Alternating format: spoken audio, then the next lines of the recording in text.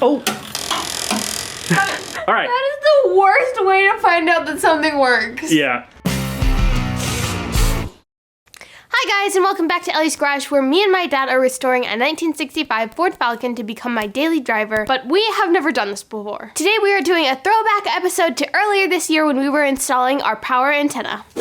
Okay, so now we are going to put in my retractable antenna. The actual antenna is bolted into the metal inside of the wheel well that is covered by the fender, and it comes out, and obviously the hole that's cut in the fender. But because it has to come out in this specific spot, we can't just like kind of guesstimate. We are going to draw two baselines to just kind of give us an idea of where exactly the hole is. So these two lines are going to meet up and tell us where about the center of the hole is. And when it comes to the height, we're basically just going to go off of the door height because that's where the fender is supposed to sit. Our fender doesn't sit like that right now because this is a reclaimed fender. It's not perfectly fitted to the car, but that will happen eventually. And now that the fender is marked, we're going to take it off and get to securing the antenna.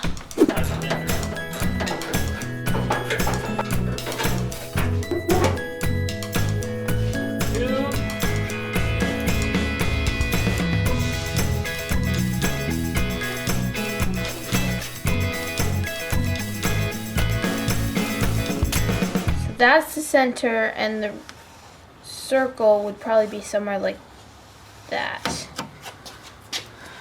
Right? Great job. Right. Okay, so we're looking at this. The antenna is going to go about right here. It's going to sit a little lower than this, but just for demonstration. This is the hardware that they sent, and it's easily bendable. So we are going to figure out where exactly it's going to go and then bend it down and screw it into the actual antenna. It says to screw it in on this side because you can't screw it in on both just because of the way this lines up. So we're going to screw it in on this side, and it's going to sit somewhere around here, and that should be it. It really isn't that hard. So height-wise, this is about where you want to be. So yeah, if we put on the last one. The last one, and then we'll have bend like it out there. a little. Okay, cool. I'm gonna go right here. Cool. Well, let's Put honestly. two in. Oh yeah, that's a good idea. Yeah. Why let it spin? See, yeah, I feel like that made a big difference. So we got it in. It's actually pretty stable with only 2 bolts in it. Of course, the fender's going to go on, which is going to make it even more stable. But actually, right now, it's pretty good. But on the inside, the screws that we put in are sticking out a little bit. So we're going to cut them off just so that they don't interfere with the speaker and kick panel that we have to put back in.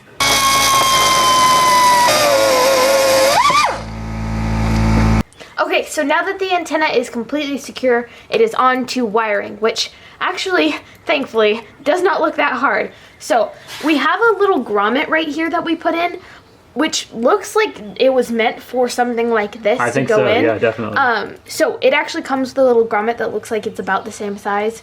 But basically, I'm going to feed everything through to Dad, who's going to be on the inside, who will pull the wires, and hopefully we'll be able to get all of our wires through there. Right. Blue and orange wires coming your way. Gotcha. Okay, here's the black wire. Got it. Okay, now pull just the blue and orange. Just, Okay, so last thing is the ground. We could obviously do a chassis ground, but what we're going to do is we're going to see if one of the bolts that actually is holding in the whole antenna will work as a ground. So we're going to try it, see if it works. If it doesn't, we'll go to chassis ground. But might as well try this first. Oh, that's probably good enough. As soon as you'll hold it on there or anything for you? Nope. It's gonna spin, yeah. Yeah, that works. Let's give it a shot. See how it goes. Let's go wire the inside. Cool.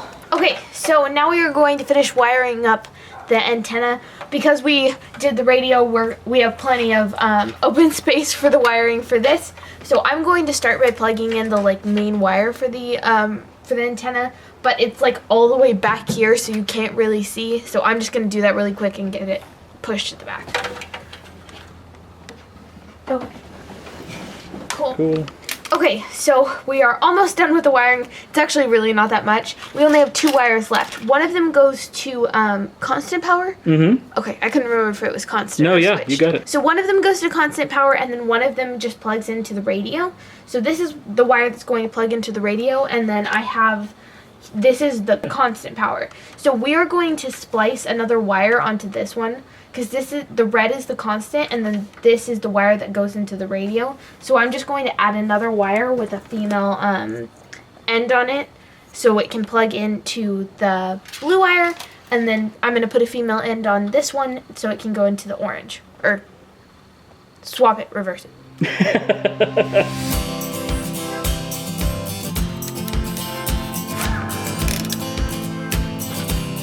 Okay, so for the one where we're splicing another wire into it, we are going to have to use our heat gun to solder the 3 wires together.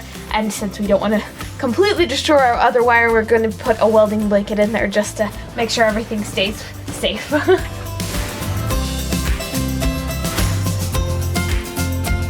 That was pretty good.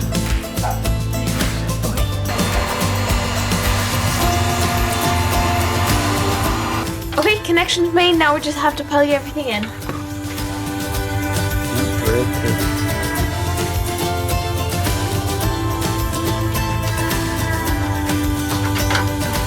All right, you want to see if it works? Yeah, we just turned on the car, right? Yeah, just turn it to, well, let me hook the battery back up. All right, you all ready? Yep. Okay, anytime you're ready. All right, so turn your radio on. Push that center button. It's on. It's on? What? Oh. Stop it. I think you have to have the top thing on. The whole thing, we didn't have the top in, so the whole thing fell out. I couldn't even get it. We had to stick it back in there. Okay, but it works. Okay, so it works. So we're gonna put the fender back on, fix everything that we've had to pull out to get this on, and then we'll do a final test where it won't, you know, Flop just come out of the top. flying out. Oh my gosh. And I was like, whatever happened?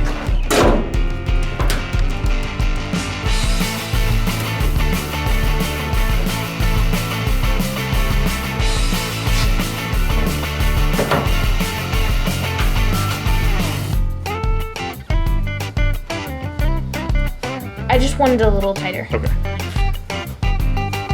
Yeah, that's good. That looks great. It's the fanciest thing on this old Fender. Ready? Yeah, I'm ready. Do you have to turn it to the radio for it to go? No.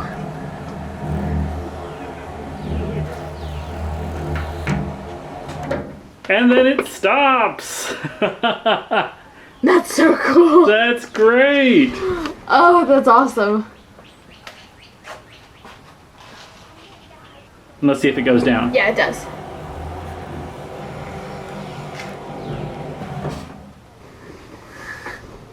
That's cool.